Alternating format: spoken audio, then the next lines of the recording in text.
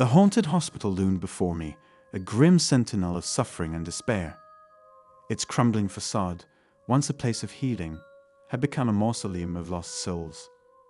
As I stepped through the shattered entrance, a shiver crawled up my spine, and the cold, damp air seemed to whisper the stories of the tormented souls that had passed through these halls. My journey into the haunted depths of the old hospital began with a phone call, an unexpected message from an unknown number. A voice, barely more than a whisper, urged me to visit the forsaken building. It promised answers to questions I had long buried, questions about the mysterious death of my sister, Claire. Claire had been a brilliant medical researcher, passionate about her work at the same hospital that now stood as a decaying relic. Her untimely demise, ruled as a tragic accident, had left me with an unshakable sense of unease. The voice on the phone knew about her, about the unanswered questions that gnawed at my soul. Driven by a desperate need for closure, I found myself standing at the hospital's entrance. I clenched the small tape recorder in my hand, determined to document whatever secrets lay hidden within its forsaken walls. The hospital's interior was a nightmarish labyrinth of twisted corridors and crumbling patient rooms. Flickering fluorescent lights cast eerie shadows on the peeling wallpaper, which bore stains from years of neglect. The air hung heavy with the scent of decay, and the faint sound of distant footsteps echoed through the silence. I explored room after room, each one a glimpse into the past. In one, I discovered a rusted gurney, its leather straps still stained with dried blood.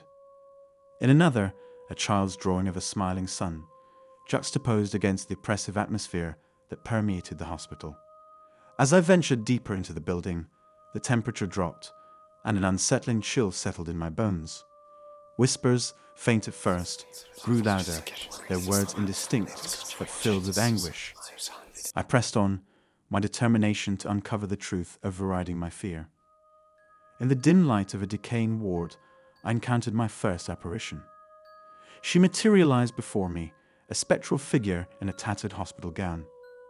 Her eyes, hollow and sorrowful, met mine, and a haunting melody, like a music box's somber tune, filled the air.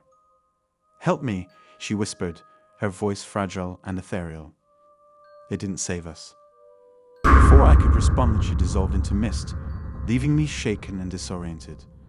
The tape recorder in my hand had captured her plea, a testament to the otherworldly presence that lingered in this forsaken place. I pressed on, determined to uncover the truth, but the hospital's malevolent secrets continued to reveal themselves in unsettling ways.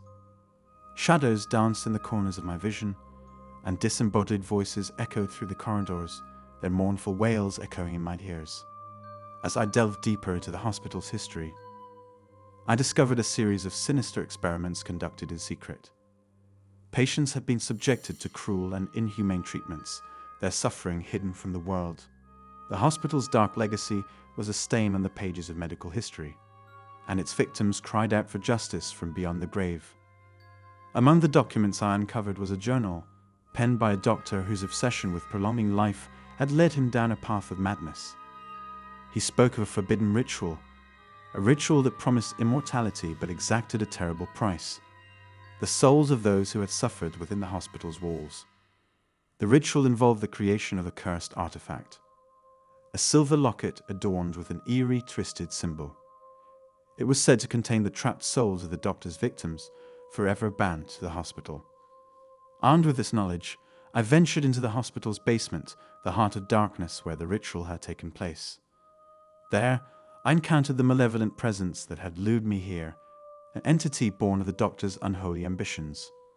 The locket, suspended in mid-air, radiated malevolence. It spoke to me, its voice a cacophony of tormented souls. It offered me power, immortality, but at a terrible cost: the souls of the innocent, forever bound to the locket's cursed confines. I refused, my resolve unshaken. With a surge of determination, I recited an incantation I had uncovered, a chant of release for the trapped souls. The locket shuddered and emitted a piercing scream before collapsing into ash. The hospital shook, and the tormented spirits were freed, their anguished cries fading into the ether.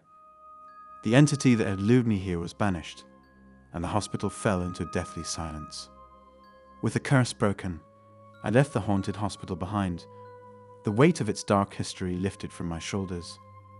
I knew that I had given closure to the souls who had suffered within its walls, including my sister Claire. The tape recorder in my hand held the evidence of the horrors I had witnessed, evidence that would expose the hospital's sinister past to the world. It was a testament to the enduring power of truth and the resilience of the human spirit in the face of darkness. As I stepped out into the fading light of day, I felt a profound sense of closure. The hospital's haunting echoes have finally been silenced, and the lost souls could find peace at last.